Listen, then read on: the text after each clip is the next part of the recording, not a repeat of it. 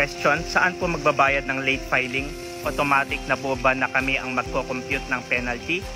Then isama yon sa bayad or bukod pa yung penalty payment. Nagbabayad ng penalty is sa bangko na, sa authorized agent bank kung saang RDO ka naka-register. Pero bago ka pwedeng magbayad, pinaka first step, ipa-file mo muna yung tax return. Tapos dahil late na siya, dadalhin mo siya sa RDO mo. Si officer of the day, siya ang magko-compute ng penalties mo. Then kailangan yung signature niya. Doon makikita mo na rin yung tax due.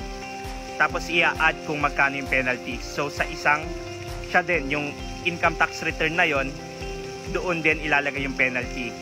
Tapos ayun nga, sa RDO mo siya gagawin, si officer of the day, dahil hahanapin naman ng bangko yung signature ni BIR officer sa kayong stamp niya dahil late filing na yung tax return. Dahil hindi yun ire-receive ni bank pag late na, alam nila yon, not unless napakompute mo ng penalty at meron yung initial ni BIR officer. Ganun siya. If you are a freelancer at meron kang concern or question regarding freelancers BIR registration and freelancers tax compliance, comment mo lang yan at sasagutin ko yan.